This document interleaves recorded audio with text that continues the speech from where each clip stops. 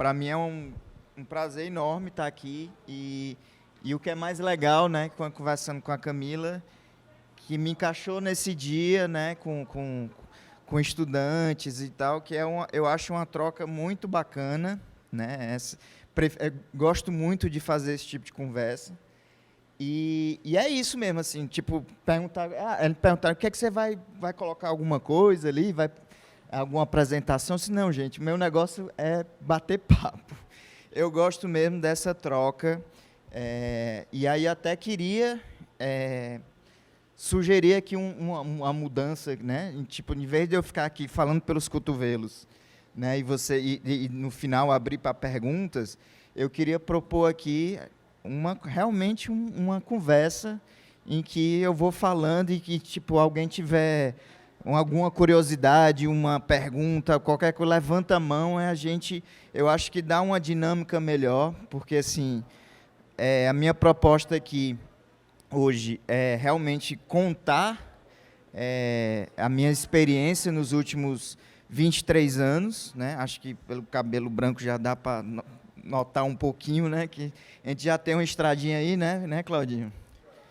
E aí é isso, assim, é contar essa minha trajetória e fazer esse contraponto, né, com o tempo que eu comecei, desde que eu comecei em 98 até os dias de hoje, assim, as mudanças que eu fui acompanhando e fui percebendo na publicidade, na propaganda, né, e como eu fui me reinventando, né? Assim, não só eu, enfim, o mercado inteiro foi tendo que se reinventar a cada década, a cada 5 anos, né? Então, é um pouquinho isso que eu acho legal contar isso, porque eu comecei em 98, então, assim, eu peguei ali o final do analógico, né? Quando eu comecei, né? Sou formado em jornalismo, pela UFC. Na época não existia o curso de publicidade, né? Acho que 1 ano ou 2 anos depois abriu o curso da Unifor, mas na minha época só tinha comunicação social com habilitação em jornalismo. E, na verdade, eu sou muito grato por essa, vamos dizer, por ter tido essa oportunidade, porque eu sou diretor de arte, de formação, mas o curso de jornalismo me possibilitou uma aproximação com a escrita, né, que talvez eu não tivesse.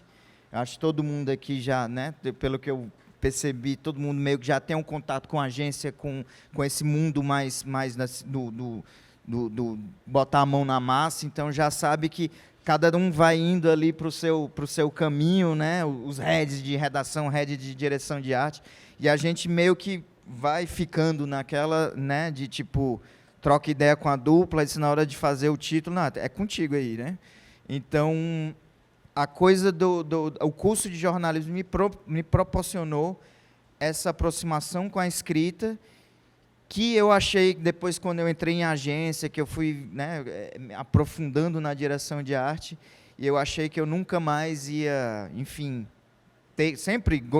Óbvio, né? Você troca ideia com a sua dupla e saem títulos tanto do redator quanto do diretor de arte, enfim. Mas eu achava que eu não ia ter mais a coisa da escrita tão presente na minha carreira. Mas aí, 20 e tantos anos depois, apareceu outra, né, vocação, assim, né, para mim, que eu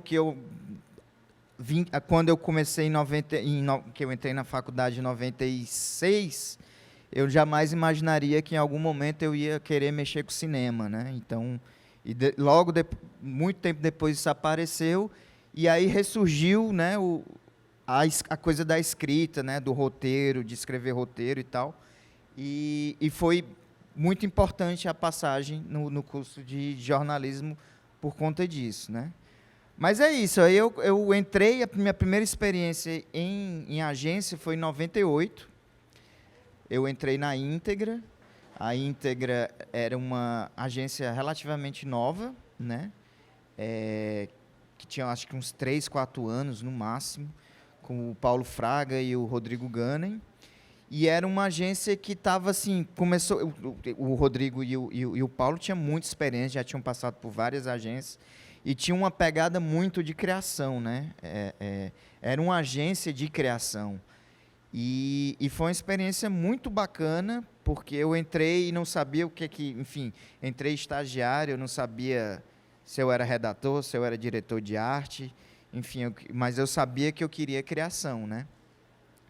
E, enfim, foi numa época, em 98, que tinham chegado os primeiros Macintoshes nas agências, então as pessoas, as agências profissionais ainda estavam se adaptando a esse novo momento, né? Então, eu convivia muito com pessoas, com profissionais na época, que era gente que veio do aerógrafo, do pincel, da caneta, da, sabe, tinta, eram os layouts feitos à mão, né?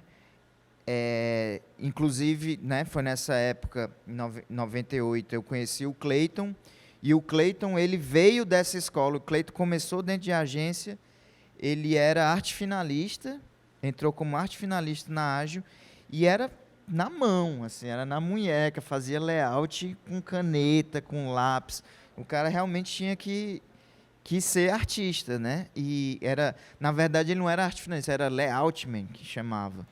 E aí por isso que tem, hoje se fala, né, o diretor de arte, porque ele realmente, o diretor de arte tinha uma equipe, né, que trabalhava com ele, e cada um tinha uma função, e o diretor de arte coordenava toda essa moçada. Porque era um que fazia o background, o outro fazia só a pintura, o outro era o ilustrador, então cada um tinha uma função. E quando eu entrei em agências, isso já não existia mais, mas assim, a gente ainda estava começando essa coisa de trabalhar com computador. Então, tipo, eu comecei com o primeiro programa que eu peguei era o Photoshop 5. Eu nem sei mais em que número tá, né? Mas na época era o 5. Mas assim, o que era legal é que todas as ferramentas que hoje tem no Photoshop, eles realmente são ferramentas que existem, né? O aerógrafo está lá, o pincel está lá, as ferramentas. Então, assim, isso foi uma coisa bacana, porque eu tive a oportunidade de trabalhar com pessoas, né, que realmente tinham experimentado aquilo. Tem o grande... a figura lendária da nossa área, né, Claudinho? O Moésio Fiuza, que eu tive a honra de ser chefe dele na Slogan, né? E eu disse, cara, tá errado isso aqui. Na verdade, é para tu sentar aqui e eu ali. Mas o Moésio, ele nunca quis ser diretor de criação. Eu disse, não, me deixa aqui, meu negócio é fazer direção de arte. Mas o cara é um monstro e né, ainda está na ativa. Aí agora está mais dedicado à ilustração, né? Mas, assim, me ensinou muita coisa. E, assim, cara, isso aqui é assim porque antigamente a gente fazia e explicava tudo e tal, né? Mostrava os layouts feitos à mão. E eu disse, nossa, né? Mas, assim, foi legal, porque na época, né, quando eu entrei em 98, depois... era uma época que você, tipo... O banco de imagens, né? Os bancos de imagens, na verdade, eram livros. Não sei se alguém já chegou a ver. Eram uns catálogos assim da Getimage, da Stock, e com uma porrada de foto e tal, não sei o quê. E você ficava horas e horas ali, ó, passando página por página, procurando uma foto e tal. E aí, tipo, às vezes tinham 10, 12 fotos na mesma página. Então, era uma fotinha desse tamanho, aí você jogava lá no scanner, aí escaneava, aí quando você ampliava, dava aquele moarê gigante, e você tinha que depois ir fazer, sabe? Era um negócio bem manual, né? Fotografia ainda era filme, né? Os filmes para TV eram realmente filmes, era feito de película, né? Então, eu fiquei essa época, né, de 98, e aí, tipo, na época tinha um prêmio chamado Janine Mastroianni, de Novos Talentos. E aí eu e o André Nogueira, né, que é o sócio da Flex, a gente era colega na UFC, né, os dois faziam jornalismo na UFC e a gente resolveu participar. E a gente ganhou esse prêmio, o Janine, e aí a gente recebeu um convite da Ágil para ir para a Ágil como dupla, né? E aí foi realmente, né, quando a gente foi para a Ágil é que eu realmente me decidi pela direção de arte. Porque éramos dois, e aí esse cara, um é redator, o outro é diretor de arte. Aí a gente ficou, não, mas tu gosta de desenhar, tu gosta de fotografia, tu não sei o quê. Ah, tá bom, beleza, eu vou ser diretor de arte. E aí a gente foi assim que a gente foi para a Ágil. E a Ágil tinha, na época, acho que era a maior agência daqui de Fortaleza, né? Tinha conta do governo, Richester, tinha várias contas muito grandes. E aí eu tive esse contato mais próximo com grandes contas, né? Assim, e aí, abrindo aqui um parênteses, que na época, assim, a Ágil tinha uma equipe muito bacana, né? Tinha o Clayton, e que realmente, assim, o meu guru, o cara que me ensinou muita coisa sobre a direção de arte foi o Clayton Mourão. Tinha o Pedro Guerra, acho que não sei se vocês também devem conhecer o Pedro Guerra, né, redator. O André Venâncio, aí era eu e o André Nogueira. Então, assim, era uma equipe muito bacana. A Raquel Barros era diretora de criação. Tinha o Manel Bolha, né, enfim. E aí foi uma época muito bacana, porque a gente tinha a conta de Iguatemi, e o Iguatemi fazia 2 campanhas grandes por ano, né? E aí era com filme e tudo, e era muito, quando eu assim gosto de contar essas histórias, porque hoje a gente olha por conta enfim, das tecnologias, das redes sociais e tudo, hoje fazer o vídeo é um processo, não vou dizer que é simples, mas comparado ao que era antigamente, ele é um processo mais, né, uma produção menos complexa do que era na época.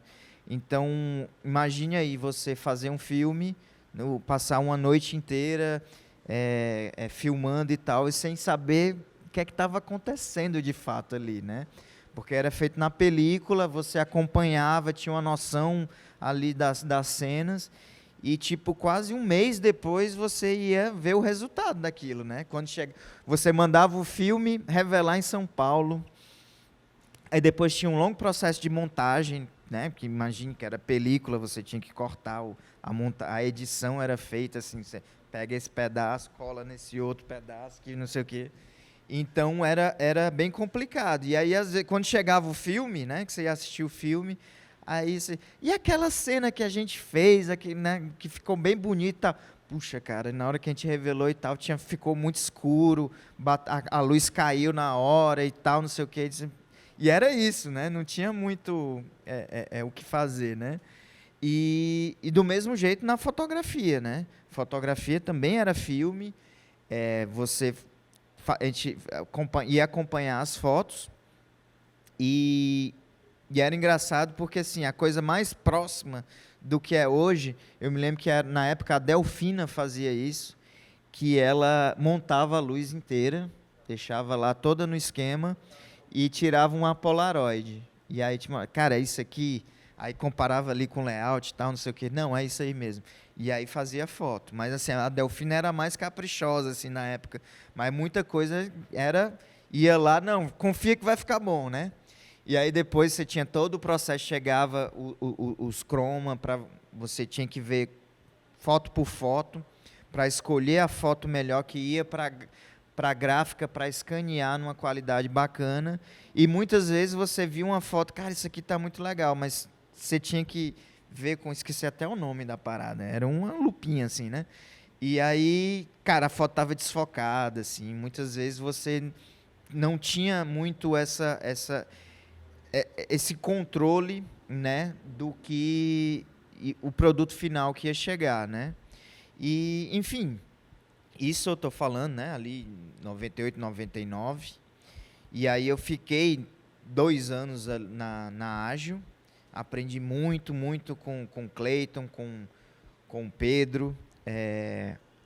E aí eu tinha um sonho de ir para fora, estudar fora do país. E quando eu acabei a faculdade, né, eu me decidi a fazer uma especialização, um curso em Barcelona, de design e tal. Foi um curso de design multimídia. Daí você tira que isso em 2001, né, eu fui para Barcelona para fazer um curso de design multimídia, em que era meio que ali o embrião, né, do que hoje é a coisa mais comum do mundo, né? Você quando você fala de conteúdo, né, em que você mistura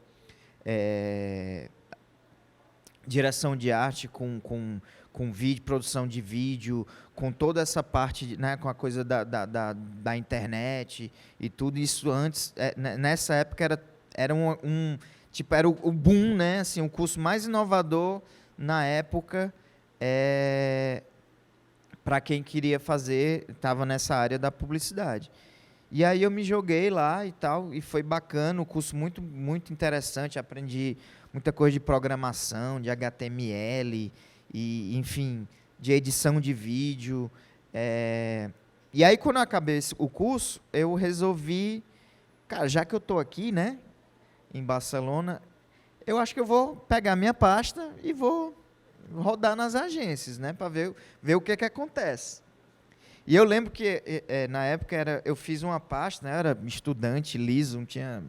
Enfim, a pasta que eu consegui montar era meio A4, com espiral, assim, com as pecinhas ali, tudo pequenininho e tal. E fui, né? E fui de agência em agência e tal. E aí eu cheguei na agência que chama Tempo BBDO, né, que é do grupo BBDO, enfim, esse monstro hoje da publicidade, que é o mesmo que a UMAP aqui, né? E deu certo, os caras viram o meu trabalho. O Brasil sempre foi bem visto, né, nessa coisa hoje em dia a publicidade como um todo, mas eu lembro que na época o diretor de arte brasileiro era muito assim, a direção de arte brasileira nos festivais, né, de Cannes, enfim, todos os festivais internacionais eram muito bem vistos.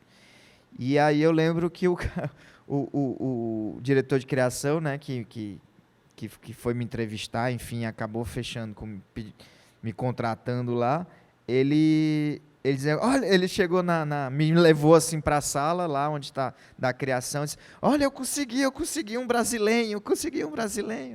E porque, tipo, eles queriam muito, estavam com essa coisa de que queriam ter um diretor de arte brasileiro na equipe deles, né? E, enfim, foi uma experiência muito bacana, muito diferente do que a gente está acostumado aqui no Brasil. Para vocês terem ideia, tipo, eu ficava 3, 4 meses com uma única campanha. Então, você tinha muito tempo de maturar a ideia, de desistir da ideia, de montar outra ideia. Então, tinha um planejamento muito bem, assim, perfeito. Eles já sabiam, tipo, o calendário inteiro enfim, do cliente para o ano seguinte.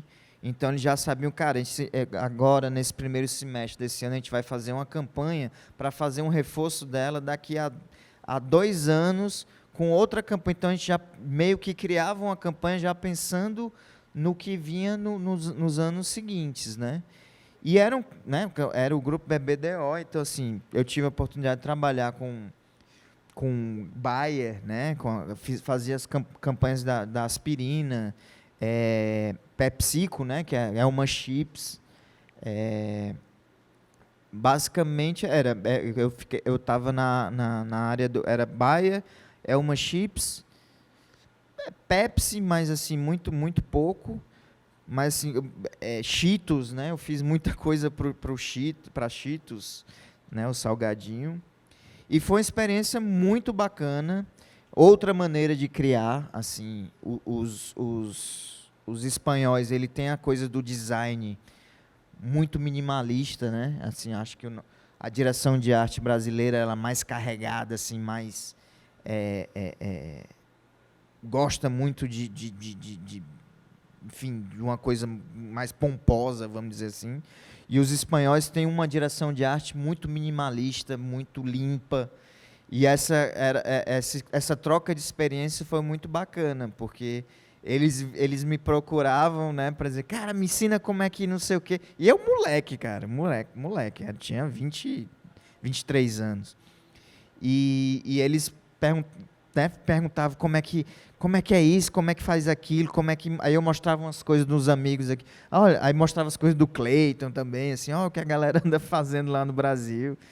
E, enfim, foi bem bacana. Eu acabei ficando 2 anos lá. E só que teve um momento assim que, tipo, eu estava lá com visto de estudante, a agência tinha que me matriculava em um curso para eu poder renovar o visto de estudante, para eu poder continuar lá e tal. Enfim, não só por isso, mas por outros motivos, eu acabei, né, voltando para o Brasil.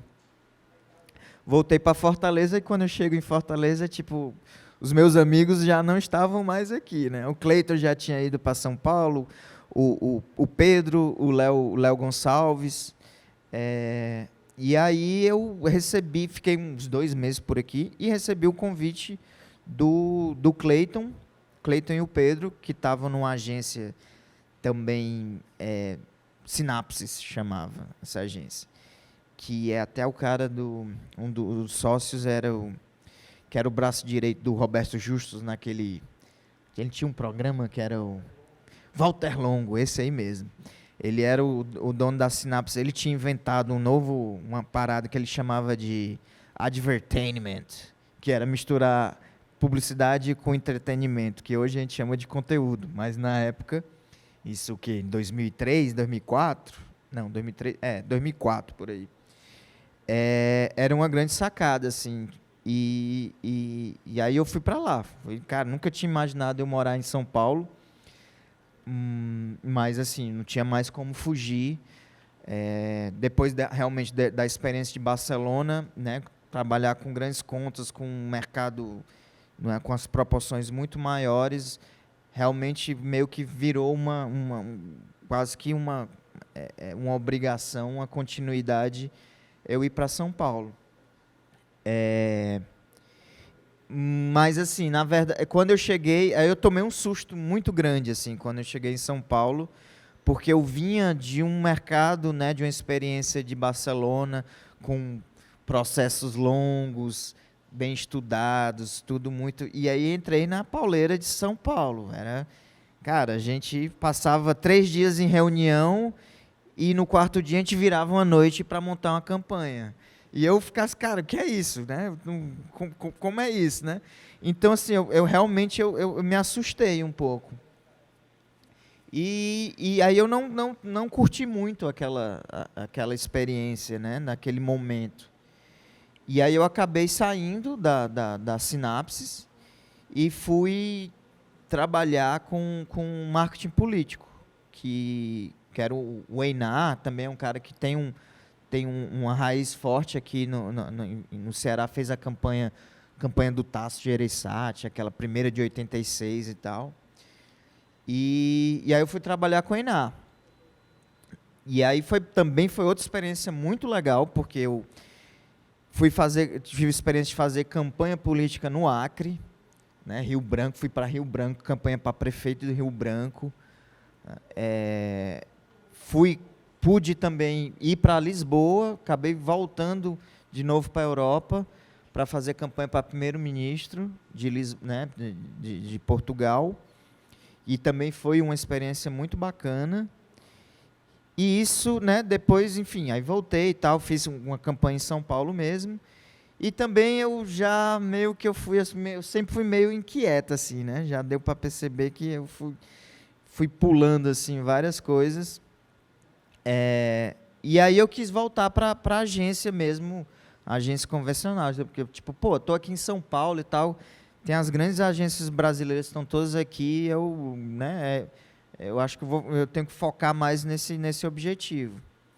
E aí eu passei por algumas agências, né, tipo a Eugênio, que era Eugênio DDB na época, que era uma agência muito focada em marketing imobiliário, e era também muito pauleira.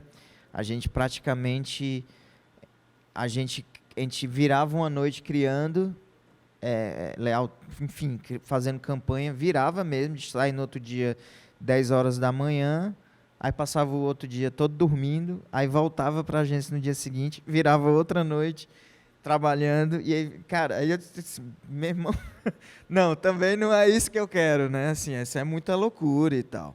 Porque na época foi um boom imobiliário, então assim, era muita coisa, os caras estavam lançando muito empreendimento, e aí era todas essas campanhas grandes, né? Enfim, fiz campanha para o Brasil inteiro, para empreendimentos no Brasil inteiro, Manaus, Fortaleza aqui, Rio Grande do Sul, era bem louco, assim. E aí a realidade da agência era essa, a gente montava, era uma campanha imensa a cada 2 dias. E eu tinha uma equipe, assim, muito grande, a equipe, era eu diretor de arte, aí tinha meu duplo redator, tinham 4 assistentes, isso todo mundo tinha umas baias, assim, era separado por equipes, né? Aí eu tinha 4 assistentes e tinha um cara de digital, né? Que aí estava começando a coisa do digital, estava realmente começando a criar força. Então, assim, era essa equipe toda para criar. A gente pegava uma campanha imensa, virava uma noite inteira fazendo ela, e no outro dia a gente só não era ninguém, né? A gente dormia e voltava para a agência, tinha outra campanha maior esperando a gente para virar outra noite. Então, cara, eu também chegou uma hora que eu disse, não, tá errado isso aqui, eu também não é muito isso que eu quero, não. Eu vou ficar velho rapidinho, assim. E, enfim, saí também e fui procurar outra agência, e eu caí numa agência chamada Lepeira. A Lepeira era uma agência média de São Paulo, assim, não era uma grande agência, mas que ela tinham contas muito bacanas. Então, a gente tinha lá a conta, que foi uma conta muito bacana de trabalhar, que foi MSC Cruzeiros, né, que hoje aliás, na época já era, né, uma grande aí de cruzeiros marítimos.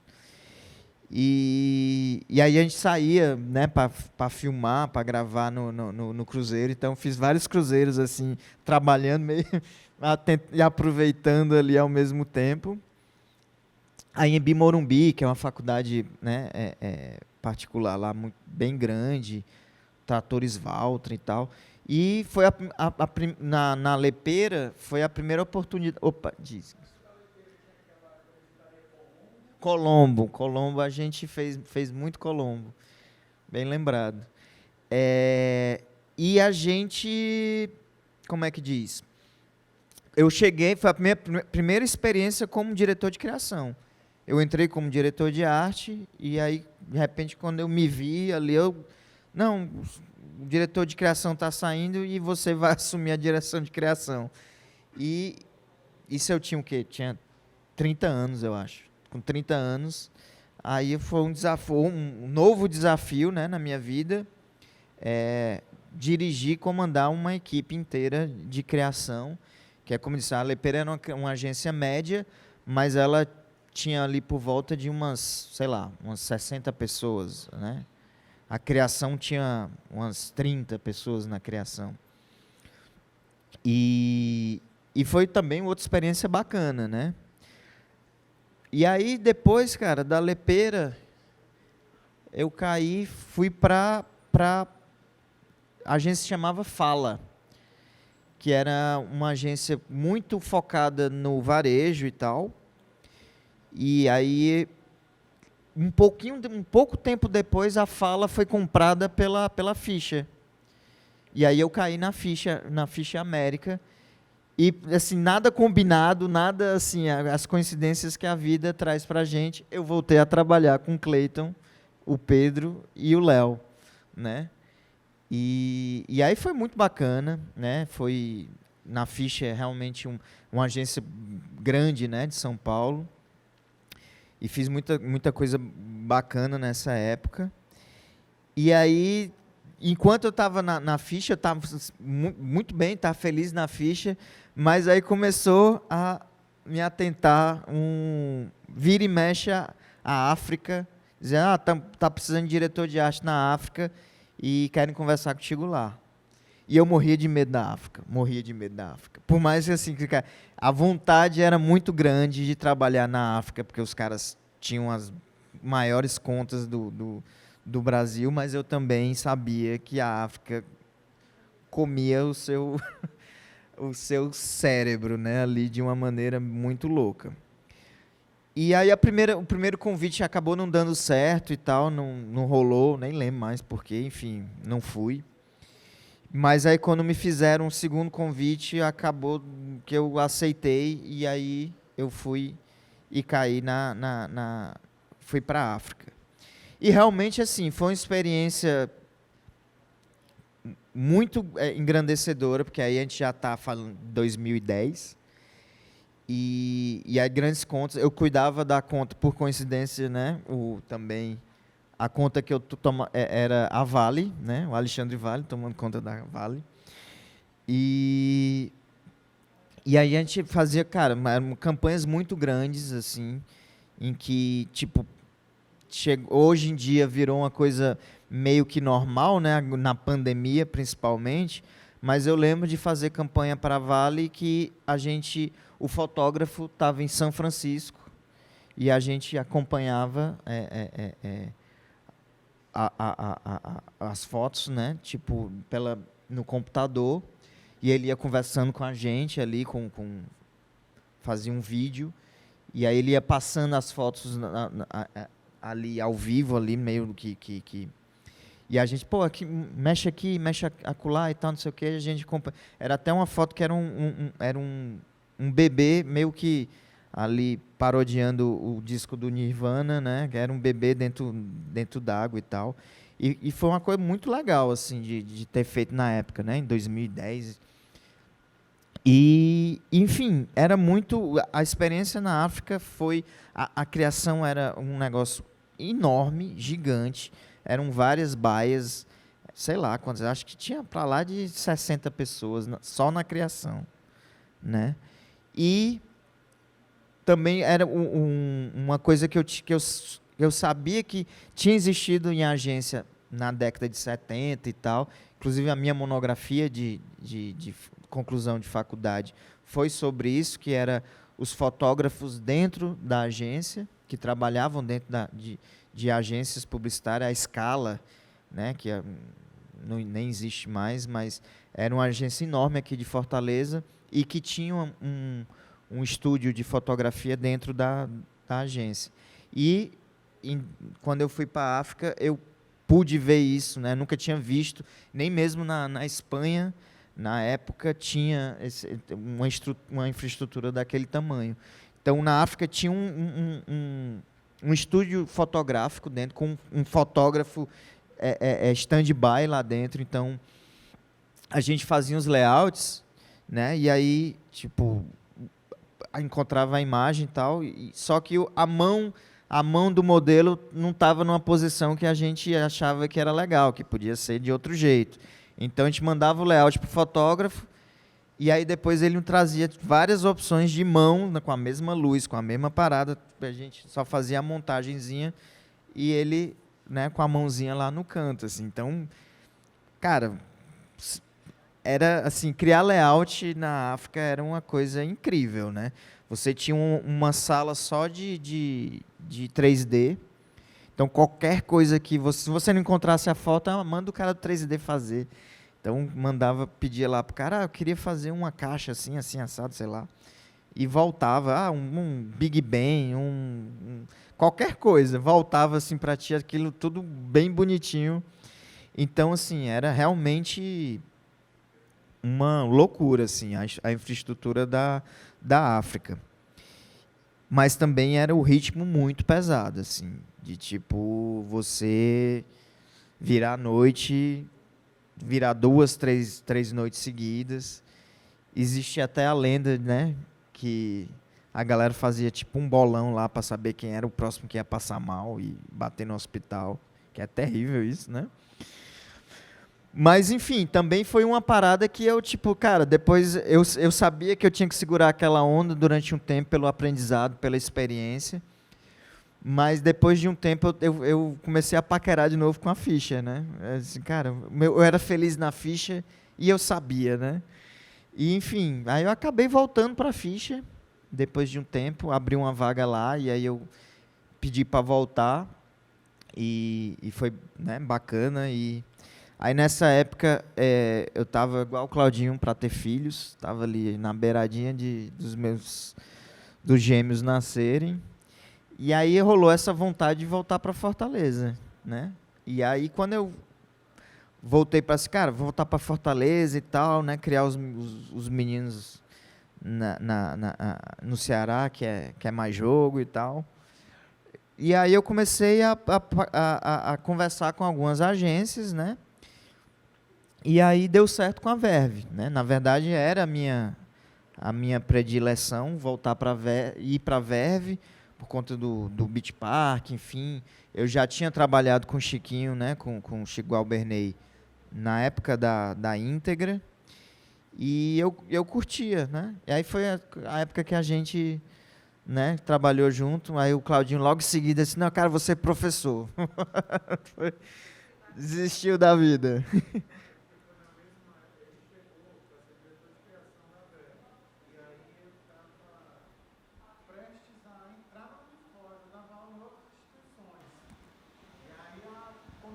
Quando a Unifor chegou, meu Deus, agora eu tenho que tomar uma decisão, porque ficar em duas instituições e agência, eu vou arriscar. Aí resolvi sair oficialmente de agência. Foi quando você chegou na Verve e ficou como diretor de criação um bom tempo lá, depois foi para a Slogan, né? Foi. Eu fiquei 3 anos na Verve como diretor de criação, e aí de lá eu fui para a Slogan. E aí foi bacana, assim, também, porque, cara, eu cheguei, assim, com muita vontade de fazer, tipo, cara, tô voltando para casa, né? E aí eu sempre achei bacana a conta do Beach Park, né? Era uma conta que eu queria muito trabalhar, né? E aí, cara, a gente fez muita coisa bacana durante esses 3 anos. Eu lembro, eu gosto até de contar essa história, que essa coisa dos processos criativos e de produção, né?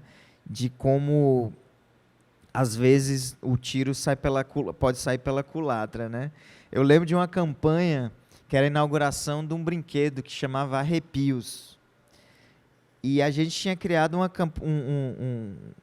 a ideia era fazer com que as pessoas, tipo assim, o filme, contar o filme assim, né, mais ou menos, como era e depois como ficou, né? O filme era uma família entrava no Beach Park e aí começava a estranhar porque passava gente por eles, todo mundo com cabelo em pé, né? Cabelo totalmente arrepiado em pé assim, passava por eles, cara, que é isso, né? Não entendendo nada. E aí eles vão ali passando pelo parque, quando chegava, iam descer no Arrepios, e aí quando chegava, né, descia do toboágua, aí eles também estavam com o cabelo arrepiado, né? E aí explicava a ideia e tal, não sei o quê. Beleza, a gente, né, foi lá, aprovou a ideia com o cliente. Aí a gente fechou até com a Vetor Zero, que é uma puta produtora de São Paulo, enfim, tá tudo certo. Aí teve a parte de pré-produção, os caras fizeram todos os testes, mandaram foto dos atores com os cabelos arrepiados e tal, não sei o quê. Diz, funciona, dá certo, né? O cliente aprovou, vamos lá, vamos embora. Quando foi no dia de gravar, beleza, né? Vai lá fazer a maquiagem, fazer toda a parada no cabelo da moçada. Mas a gente não contava, nem a produtora contava, muito menos a gente, que, né, o Ceará é muito quente. Então, assim, o laque, ou sei lá o que, E começou a derreter, vento, enfim, o modelo, eles fizeram o teste dentro de estúdio, num local fechado, que sustentou bacana, mas na hora que foi ali no vamos ver, os atores se mexendo, o calor, o vento, o cabelo não ficava, cara, não ficava em pé. E eu disse, meu Deus, agora eu tô com um problema aqui, né? Porque não tava imprimindo bacana, né? Eles começaram a gravar e tal, eu disse, cara, isso aqui não tá rolando. O cabelo ficava meio assim, meio troncho. E aí até, assim, é legal que a dica que eu dou para todo mundo, assim, que eu aprendi lá atrás e que na hora que eu vi que não ia dar certo, esse cara, plano B, né? Então, assim, para garantir, vamos tentar fazer, óbvio, né? Porque foi o que a gente vendeu para o cliente.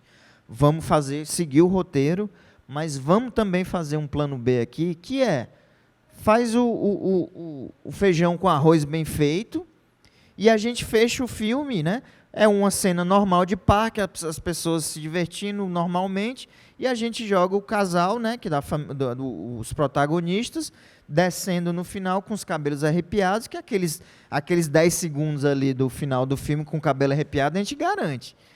Então, beleza. Aí a gente fez as duas montagens.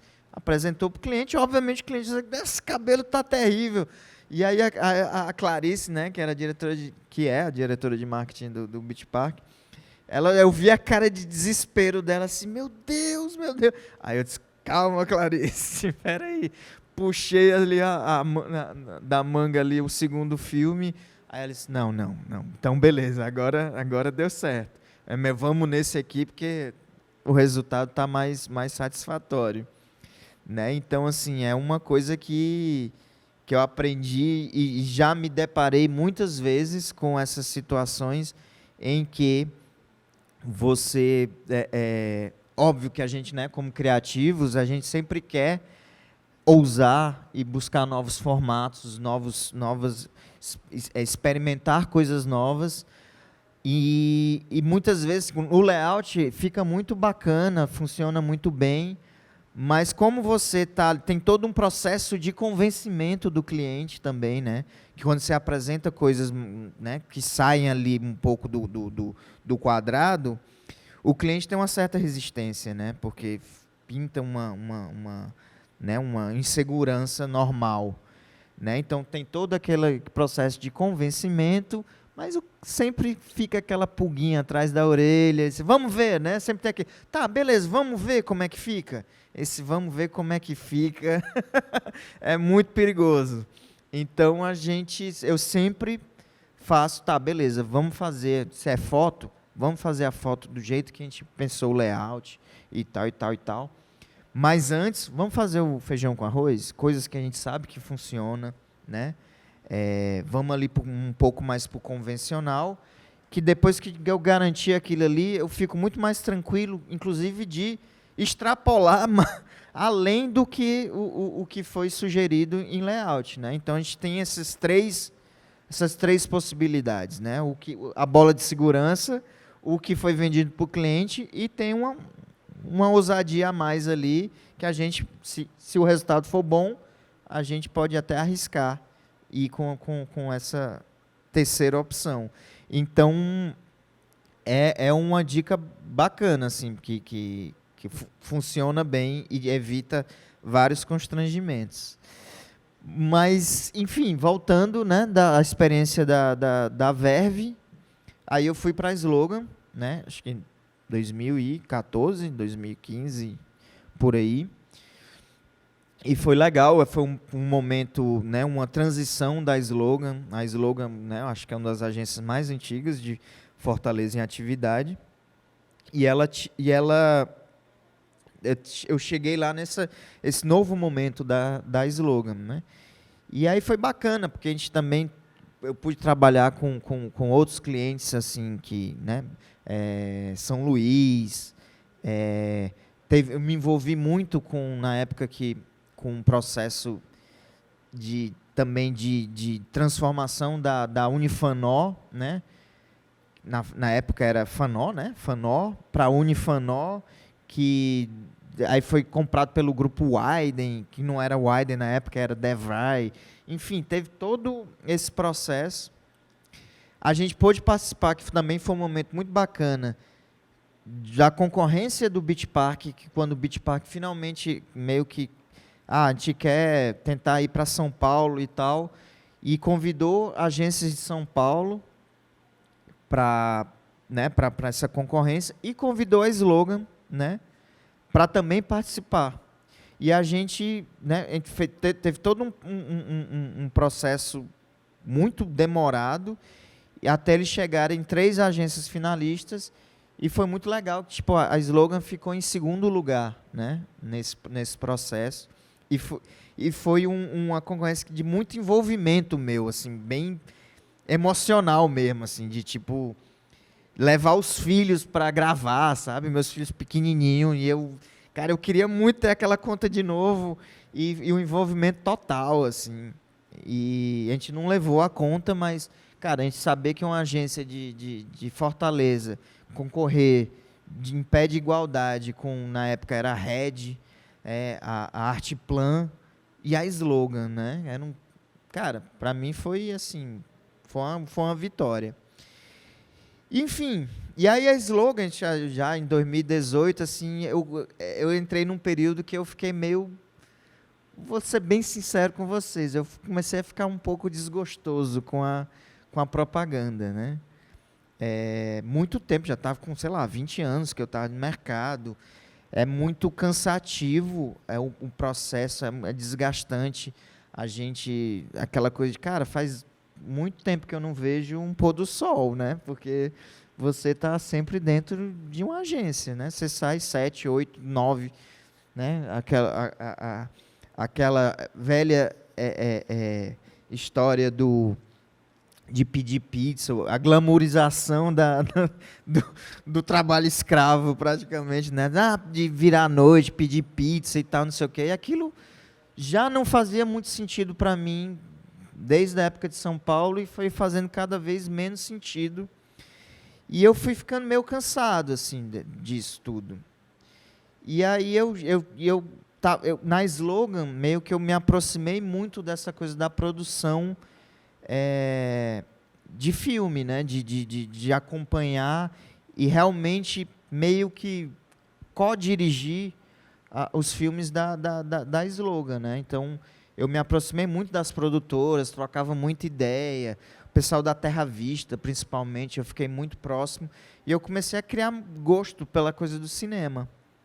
E aí, quando veio, né, a coisa da escrita voltou, eu comecei a escrever roteiros, comecei a fazer coisas para mim, e aí eu tomei a coragem e, cara, vou largar a propaganda e vou tentar ir cinema, vou virar cineasta.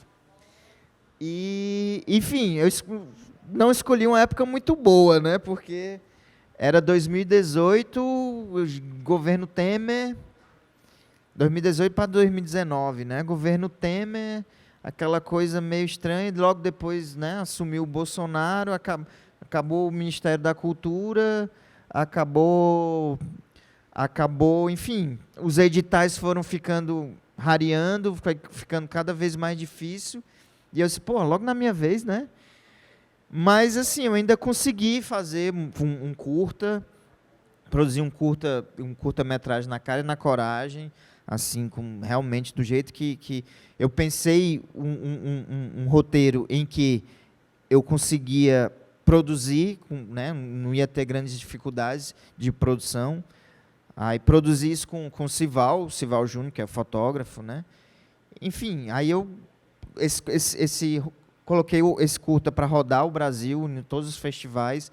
Ele foi bem, assim, ele conseguiu entrar em 4 festivais, ganhou né, um festival no Rio, o Rota e tal, que era um festival muito voltado para roteiristas, né, para roteiro. E ele foi um dos vencedores do Rota. Então ele teve uma vida bem bacana, e inclusive soltando spoiler assim brevemente, né, eu estou vendo aí, vem novidades, assim, estou tentando ver a possibilidade de estrear ele, né, ou no final do ano ou no começo do ano que vem. Estou em conversas para estrear esse filme. É um curta, né? Então são 9 minutos, enfim. Tô vendo a melhor forma de fazer isso. Mas, enfim, também chegou, aí veio pandemia, veio coisas, né, loucas, e aí eu, cara, decidi voltar, de alguma maneira, voltar para a agência, né? Então, encurtando aqui, porque meu tempo está acabando, eu acabei voltei para Bolero, né, recebi um convite para ir para Bolero, fiquei alguns meses ali na Bolero e tal, e aí aconteceu uma coisa bacana também, que assim, nos últimos 3 anos, todo começo de ano, a educadora 7 de setembro entrava em contato comigo, dizendo, olha, a gente tá com uma vaga aqui de diretor de criação, a gente queria conversar contigo. E eu disse, não, beleza, vamos conversar. E aí, meio que ele era no começo do ano, mas a coisa não ia para frente. E aí, no começo desse ano, né, rolou finalmente essa conversa. E deu certo, e aí agora assim, eu estou um novo período da minha vida em que uma experiência também bem diferente, com outros desafios, que é ser cliente e agência ao mesmo tempo, né? E trabalhar próximo realmente, né, com a mão, o dedo no pulso do cliente e focado totalmente naquilo ali, né?